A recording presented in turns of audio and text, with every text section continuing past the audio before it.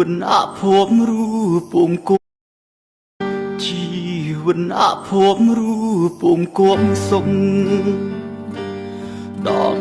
រើឲ្យឃ្លាតម៉ែពុកមកឆ្ងាយ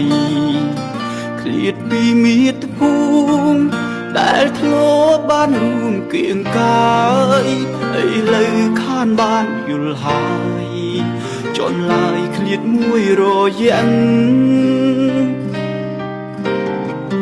គូរេត្រជាក់ធ្លាក់ព្រើលច្រើនណាស់រងាញ័រញ៉ាំងស្ទើកៀងបេះដូងមិនមែនស្រួលទេដូចគេស្រដីឡើយស្ងួនលំបាកស្ទើតែស្លាប់ខ្លួនតែបងក៏នៅទ្រាំបា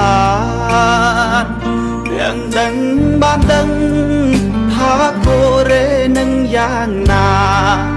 លំបាកសពគុំកេញកាតែមិនវាចាស្ដី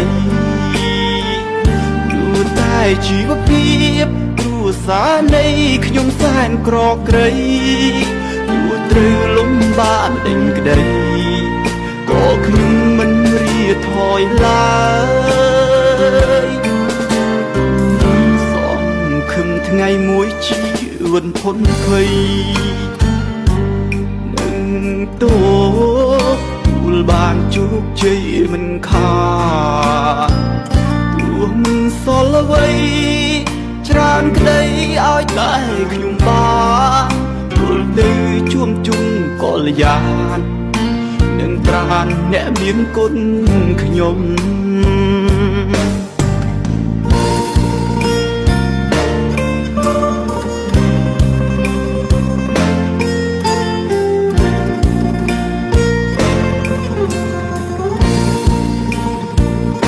យ៉ាងដឹងបានដឹងថាកូរ៉េនឹងយ៉ាងណាលំបាកសពគុំកេញកាតែមិនវាចាស្ដីព្រោះតែជីវភាពគ្រួសារនៃខ្ញុំសែនក្រក្រៃព្រោះត្រូវលំបាកដេញក្ដីក៏ខ្ញុំមិនរៀថយឡើយសំខឹមថ្ងៃមួយជីវិតផុនភ័យនឹងតួទូលបានជោគជ័យមិនខាតទោះមិនសល់អ្វីច្រើនក្តីឲ្យតែខ្ញុំបានវិលទៅជួបជុំកល្យាននឹងប្រានអ្នកមានគុណខ្ញុំ